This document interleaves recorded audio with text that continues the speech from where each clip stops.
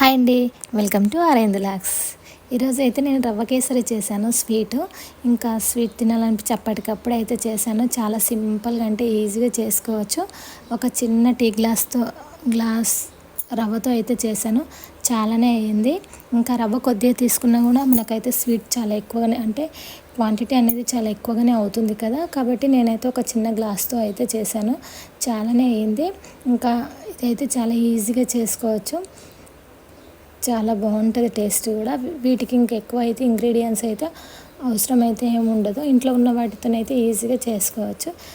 ముందుగా అయితే నేను ఈ స్వీట్ కోసం అయితే నేను తీసుకున్న ఇంగ్రీడియంట్స్ అయితే క్లియర్గా చూపిస్తాను. ఒక కడాయి పెట్టుకొని అందులో అయితే చూసారుగా చిన్న టీ గ్లాస్తోనే ఒక గ్లాస్ కన్నా తక్కువనే రవ్వ తీసుకున్నాను.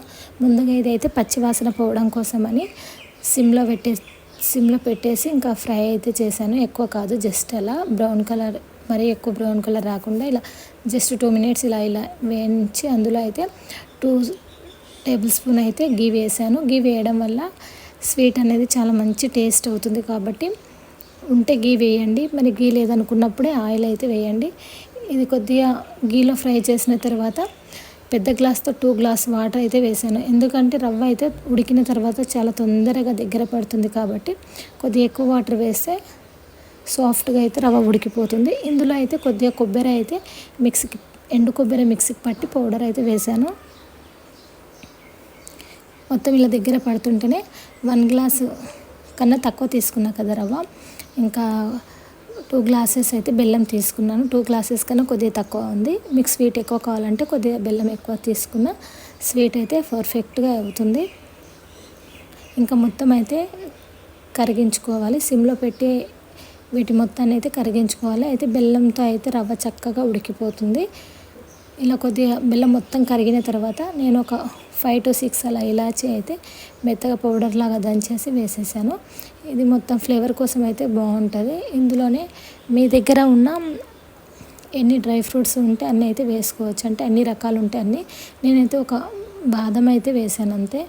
ఇంకా ఇది ఇలా ఫ్రై చేస్తున్నప్పుడే కొద్దిగా మళ్ళీ గీ కూడా వేసాను. వేసి మొత్తం దగ్గర పడే వరకు అయితే సిమ్లో పెట్టేసి ఇలా దగ్గర పట్టే వరకు కలుపుతూ ఉండాలి. ఇలా మనకైతే అర్థమైపోతుంది రవ్వ అయితే ఉడికిందా లేదా అనేది. మొత్తం ఇలా సపరేట్ అవుతూ ఉంటుంది. మనం గీ వేసాం కదా, ఇంకా ఇలా సపరేట్ అయితే అవుతూ ఉంటుంది. ఇంకా ఇదైతే సపరేట్ అయినప్పుడు మనకు అర్థమైపోతుంది పర్ఫెక్ట్ అయితే అయినట్టు. ఇంకా మనమైతే ఈ రవ్వ కేసరి అయితే సిమ్లోనే పెట్టి కంప్లీట్ అయ్యే వరకు అయితే సిమ్లోనే పెట్టి అయితే కలుపుకోవాలి. ఇలా కలపడం వల్ల అయితే అంత దగ్గరికి పడుతుంది, సాఫ్ట్గా అవుతుంది.